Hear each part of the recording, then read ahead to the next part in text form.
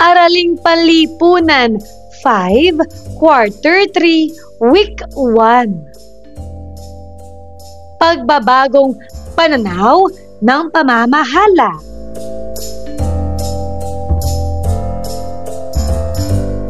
Revise K-12 curriculum with me, Teacher KMT. Magandang araw mga bata! Ngayon ay pag-aaralan natin ang tungkol sa pagbabagong pananaw ng pamamahala.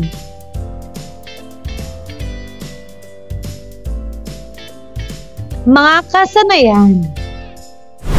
Una, natutukoy ang kahulugan at mga dahilan ng kolonyalismo.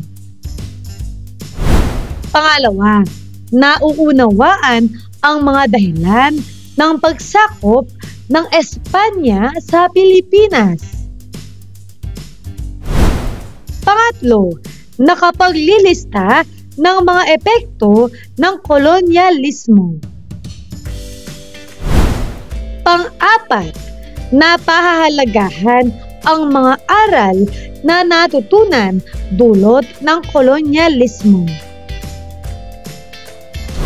Panglima, nakabubuo ng isang malikhaing pagganap hinggil sa kolonyalismong Espanyol.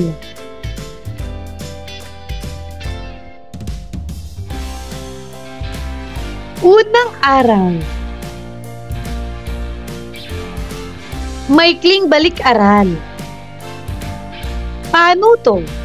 Isulat ang letrang I kung ugnayan sa bansang India ang tinutukoy sa pangusap at letrang J naman kung ugnayan sa Japan ang tinutukoy ng pangusap. Una, kagamitang panghabi. Ano ang tamang sagot? Magaling. Ay. Pangalawa, pagpapaubaya ng kapalaran sa Diyos. Ano ang tamang sagot?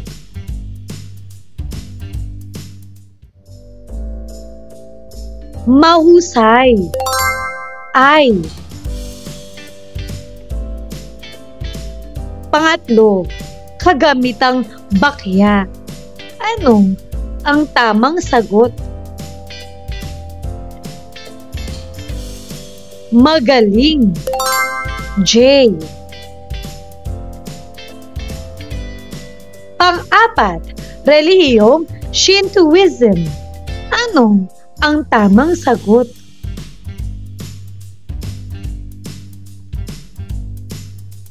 Magaling. J. Panglima, pagkamatiisin. Ano ang tamang sagot?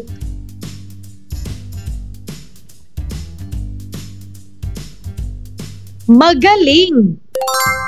Ay.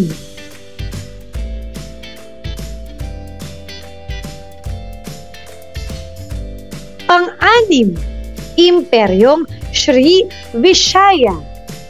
Ano ang tamang sagot? Mahusay. Ay. Pang-pito, kasuotang putong at sarong. Ano ang tamang sagot?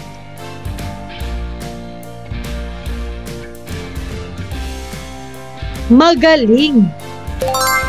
Ay.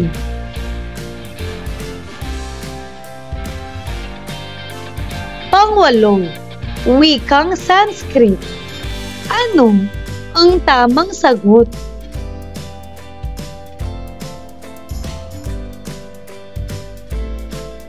Napakagaling. Ay.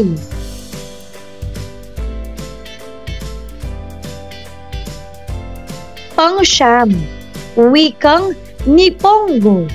Ano ang tamang sagot?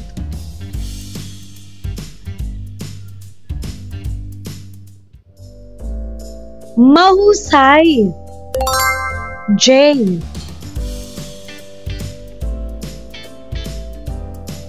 Pang-10, mga armas. Ano ang tamang sagot?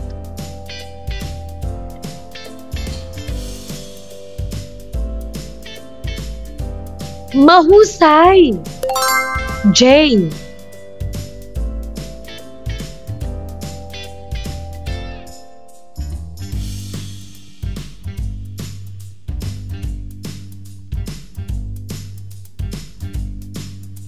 Paglinang sa kahalagahan sa pagkatuto sa aralin. Sagutan ang mga sumusunod na pamprosesong tanong. Una, ano ang kahulugan at mga dahilan ng kolonyalismo?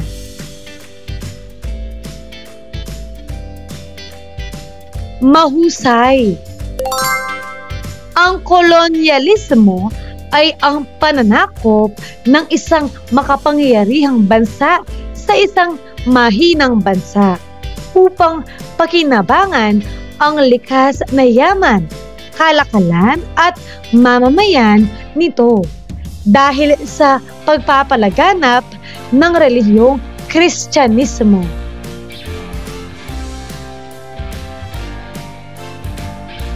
Pangalawa, ano ang mga dahilan ng pagsakop ng Espanya sa Pilipinas? Tama. Pang-ekonomiya, upang magamit ang mga likas na yaman ng bansa. Politikal, para mapalawak ang kapangyarihan ng Espanya sa Asya. At pagpapalaganap ng Kristyanismo upang maging Katoliko ang mga Pilipino.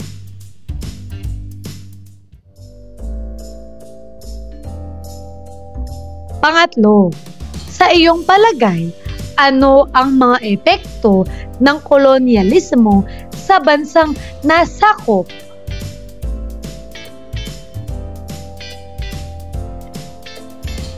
Magaling.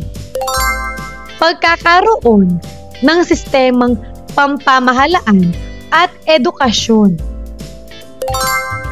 Pagbabago o pagkawala ng sariling kultura at tradisyon. Pagpapakilala ng relihiyong Kristiyano.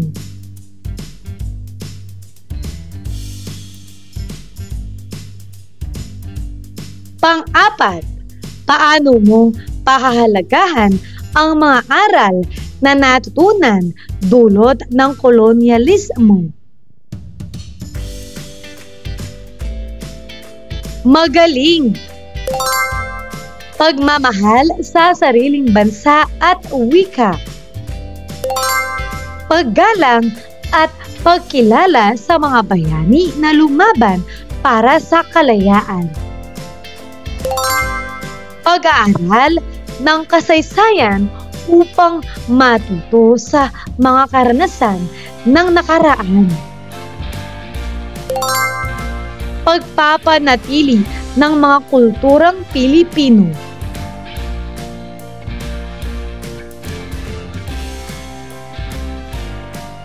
Panglima, sa pamamagitan ng isang malikhaing presentasyon, paano mo ipapakita ang mga kaganapan noong panahon ng pananakop?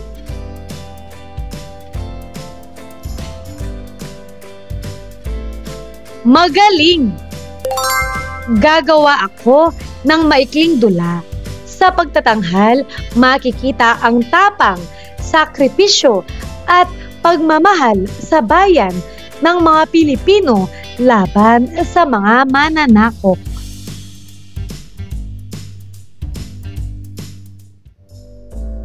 Paghawan ng bokabularyo sa nilalaman ng aralin. Unang gawain, subukin nation. Isaayos ang mga pinaghalo-halong mga titik sa bawat bilang upang mabuo ang tamang salita. Para sa unang bilang, mga mamamayan ng bansang Espanya na nagtungo sa Pilipinas upang makibahagi sa kolonyalismo. Ano ang tamang sagot? Magaling. Espanyol. Pangalawa,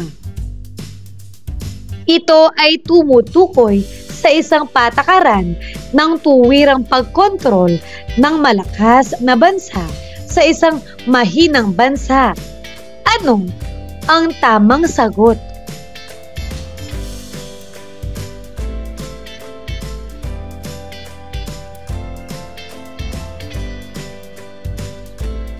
Mahusay. Kolonyalismo.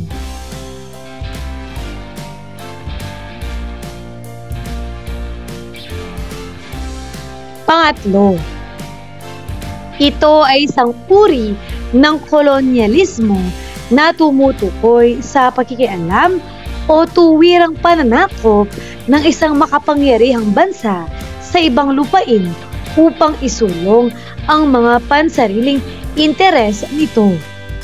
Ano ang tamang sagot?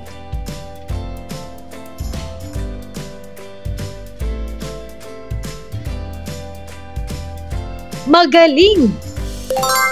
Imperialismo.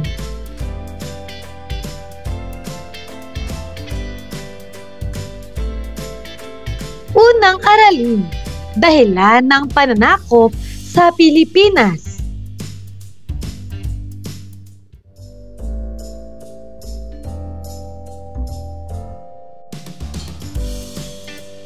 Pagprosesong pag-unawa.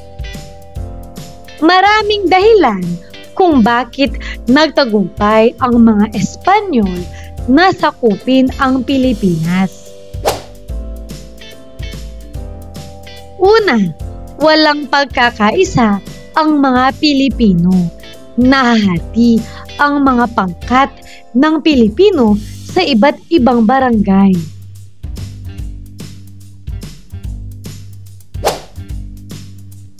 Ikalawa, ang mga Espanyol ay hindi lamang mahusay sa labanan kundi pati na rin sa pamumuno. Naakit ni Legazpi, Salcedo, de Goiti at iba pang mga sinaunang Pilipino na makipagkaibigan sa kanila sa pamamagitan ng magandang pakikitungo.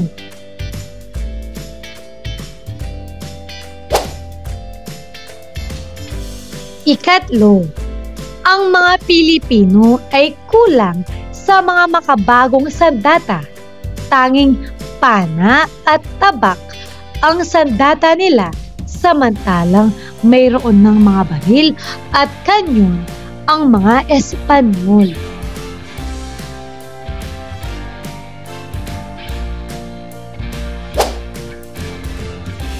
Ikaapat, nabihag ang mga Pilipino sa mga aral ng Kristyanismo. Ang kanilang pagsasampalataya sa Kristyanismo ang naging tanda ng kaniyang pagiging matapat na alagad ng Espanya.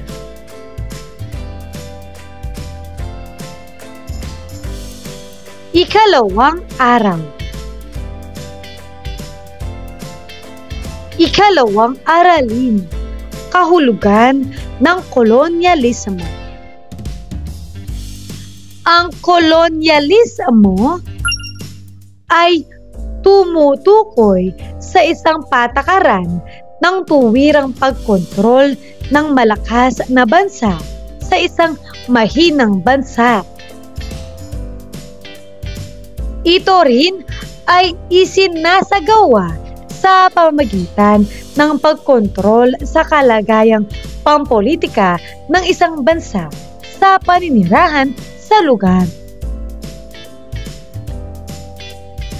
Kolonya. Ito ang tawag sa lugar o bansang tuwirang.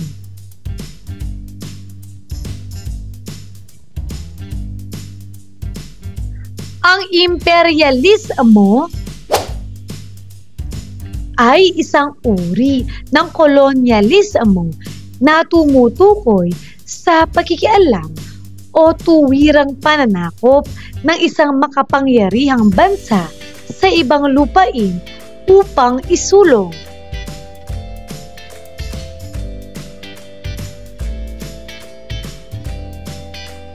Noong ika-15 hanggang ika-17 siglo, naganap ang panahon ng paggalugad at pagtuklas o ang Age of Exploration and Discovery. Sa pagtatagumpay ng mga kanluranin sa pagtuklas ng mga bagong lupain, nagsimula ang pagsagawa ng kolonyalismo sa daigdig.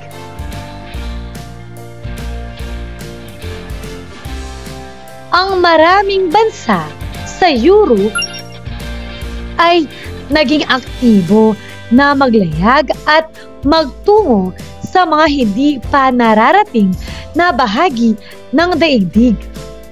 Nakatulong sa mga manlalayag ang mga kagamitang nagpadali at nagpabilis ng kanilang paglalayag sa karagatan, tulad ng compass na tumutukoy sa direksyon ng isang lugar at caravel o barkong higit na mabilis at may kakayahang makapaglayag sa kabila ng malalakas na alon sa dagat.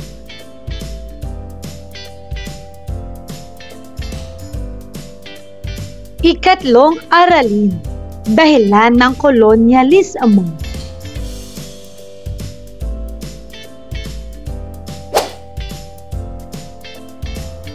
Buo ang Pasya ng Espanya na mamuhunan sa mga manlalayag na Espanyol upang magsagawa ng mga ekspedisyon at tumuklas ng mga bagong lupain. May tatlong pangunahing dahilan ng pagsusumikap ng Espanya na makatuklas ng mga lupain.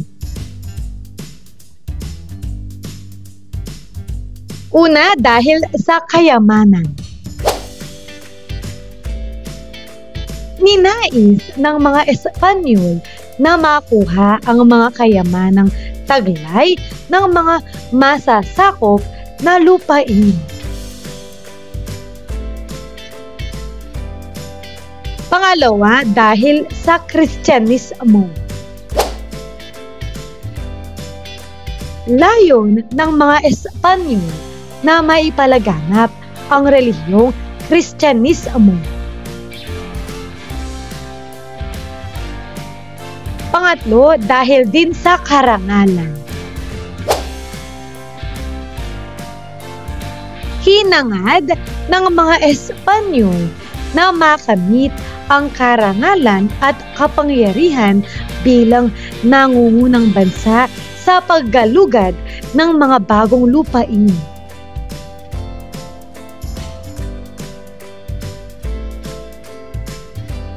Pinatnubayang pagsasanay. Pangalawang gawain, bigyan kahulugan. #personal na kahulugan. Sa iyong personal na kahulugan, ano ang kolonyalismo? Narito ang pwedeng maging sagot. Para sa akin, ang kolonyalismo ay isang uri ng pananamantala kung saan inaagawan ng kalayaan at karapatan ang mga tao ng bansang sinakop upang mapalakas ang kapangyarihan ng mananakop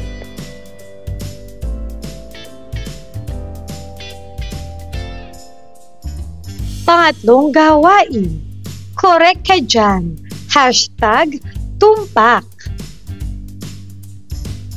Panuto. Lagyan ng check kung ang tinutukoy sa pahayag ay nagsasabi ng dahilan ng Espanya sa pagsakop sa Pilipinas at lagyan ng X kung hindi.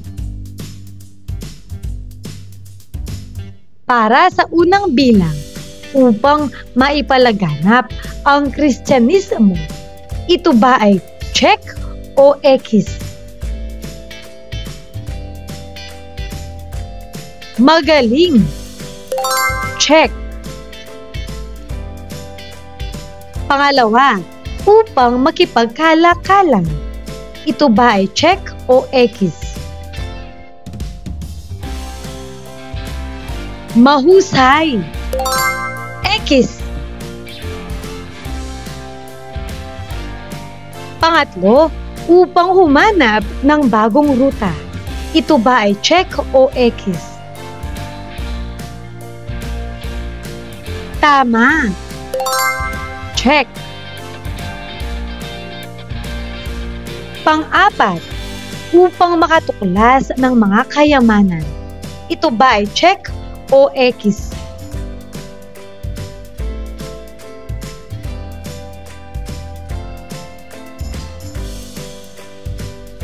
Napakagaling. Check. Panglima, upang ipakilala ang kultura sa Amerika. Magaling. X.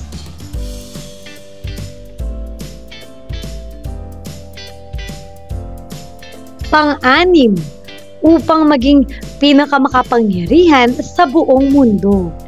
Ito ba ay check o X? Mahusay. Check.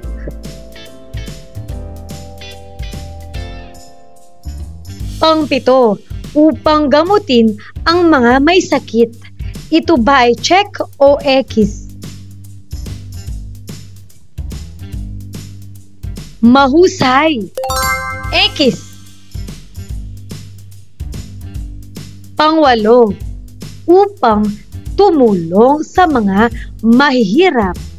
Ito ba ay check o X?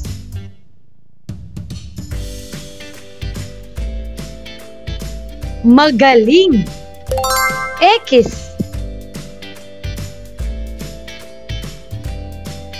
Pang-siyam, upang makipagkaibigan. Ito ba ay check o X? Mahusay. X. Pang-sampu, upang humangkat ng mga pampalasa sa pagkain. Ito ba ay check o X?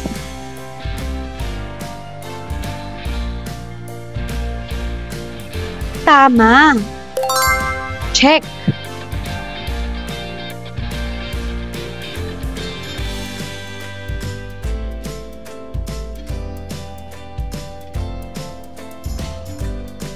Para sa kasunod na bahagi, gagabayin ka ng iyong guro para sa gawain ito.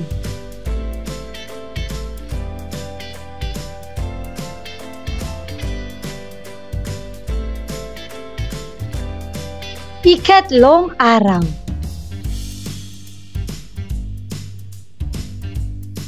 Paglalapat at pag-ugnay. Gagabayin ka ng iyong guro para sa gawain ito.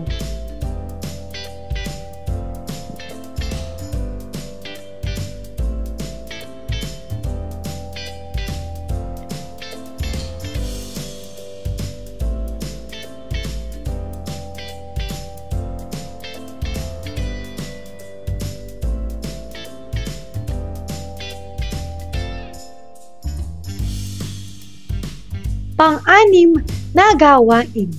Ilista mo. #iNote. Panuto. Gamit ang talahan na yan sa ibaba, punan ito ng mga hinihinging impormasyon.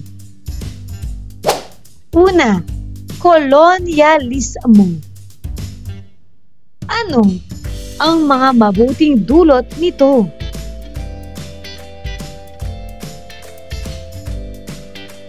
Magaling. Naipakilala ang Kristyanismo o relihiyon.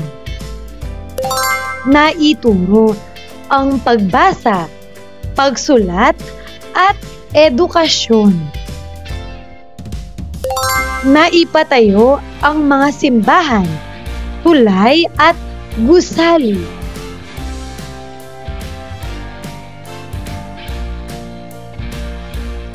Ano naman ang mga hindi mabuting dulot nito? Tama. Nawala ng kalayaan ang mga Pilipino. Inabuso at pinahirapan ang mga mamamayan. Nawala ng pagkakakilanlan at sariling kultura.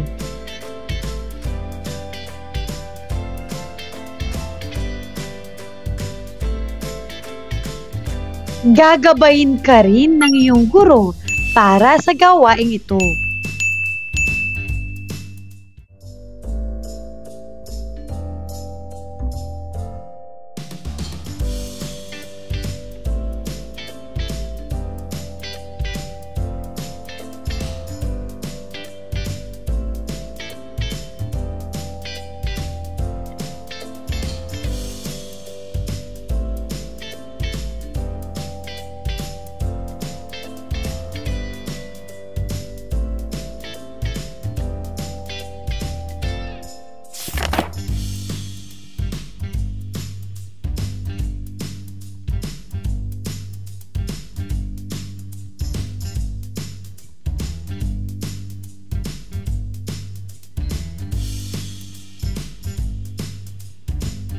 Ikaapat na araw.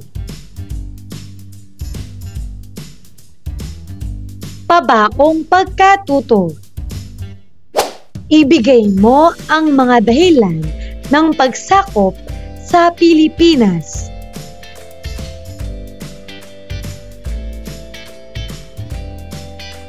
Narito ang mga pwedeng maging sagot. Basahin mo ang mga ito.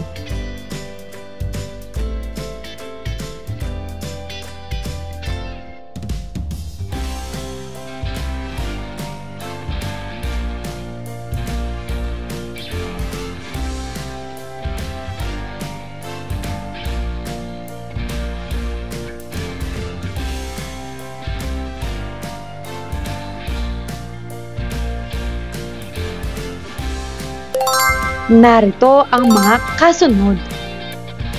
Basahin mo ang mga ito.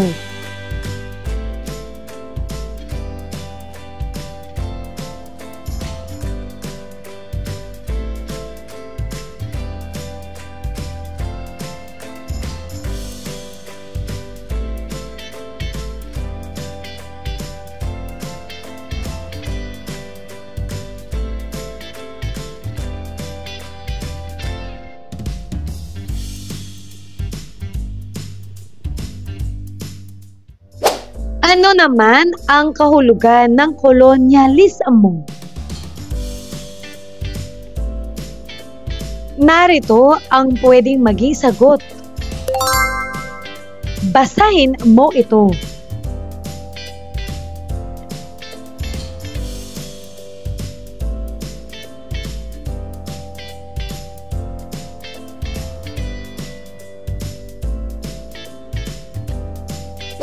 Ibigay mo rin ang mga dahilan ng kolonyalismo.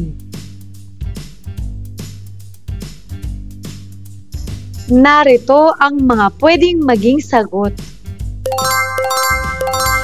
Basahin mo ang mga ito.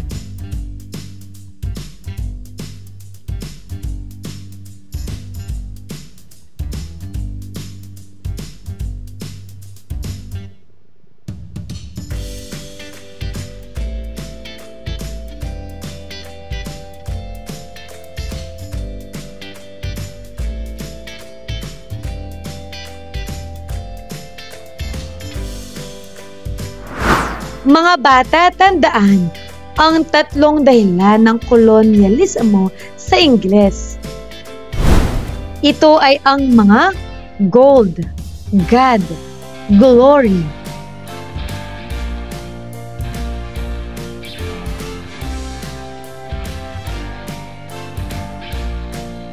Pagninilay sa pagkatuto. Gagabayin ka ng iyong guro para sa gawaing ito.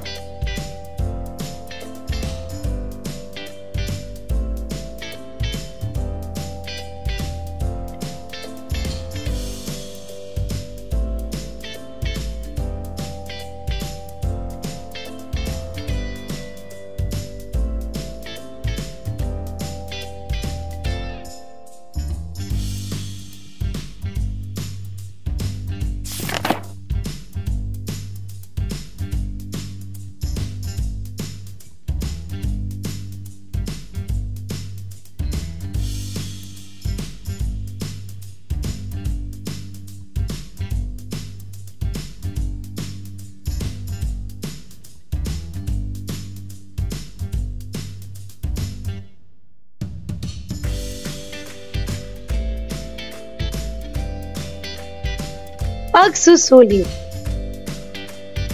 Paano to? Basahin at piliin ang letra ng wastong kasagutan.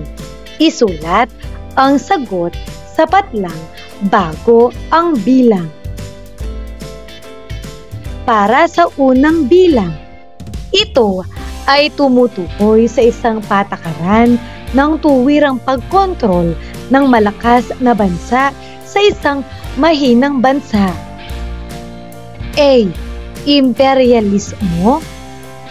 B. Kolonyalismo. C. Kristyanismo. D. Paganismo.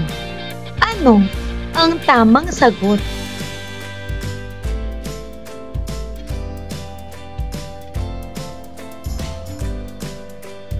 Magaling. B. Kolonyalismo.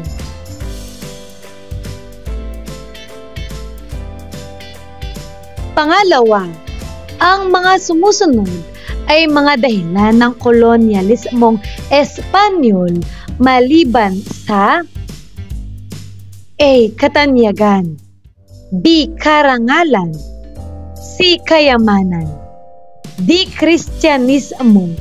Ano ang tamang sagot?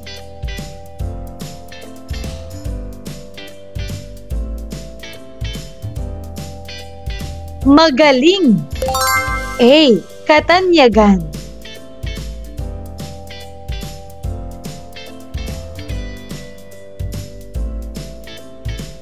Pangatlo, ito ay isang uri ng kolonyalismo na tumutukoy sa pakikialam o tuwirang pananakop ng isang makapangyarihang bansa sa ibang lupain upang isulong ang mga pansariling interes nito. A. Budismo. B. Imperialismo. C. Kristyanismo. D. Paganismo. Ano ang tamang sagot?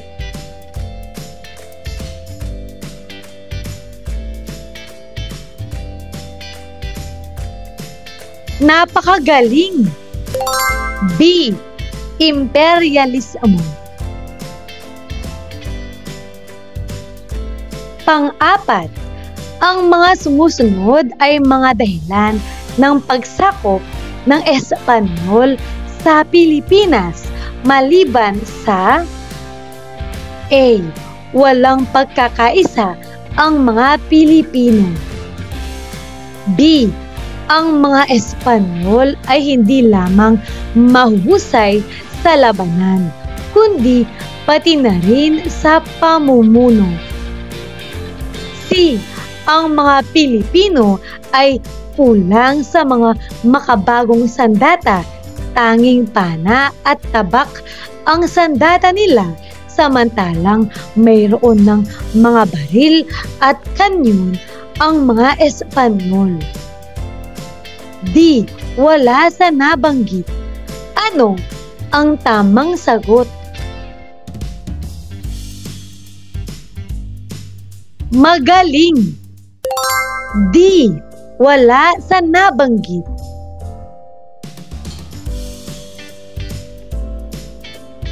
Panglima, hinangad ng mga Espanyol na makamit ang karangalan at kapangyarihan bilang nangungunang bansa sa paggalugad ng mga bagong lupain. Ang pahayag na ito ay tumutukoy sa dahilan ng kolonyalismong Espanyol na A. Katanyagan, B. Karangalan, C. Kayamanan, D. Kristyanismo. Ano ang tamang sagot?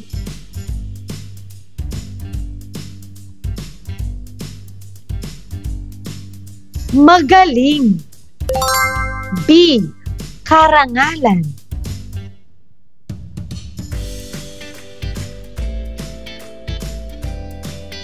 Mahusay mga bata!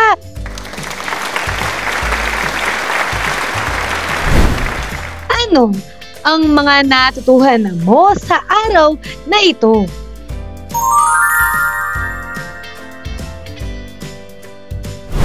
Ngayong araw na ito, natutuhan ko ang tungkol sa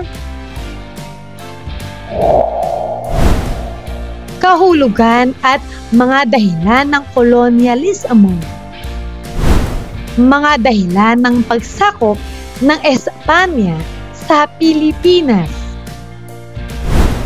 mga epekto ng kolonyalismo, mga aral na natutunan dulot ng kolonyalismo, at ang pagbuo ng isang malikhaing pagganap hinggil sa kolonyalismong Espanyol.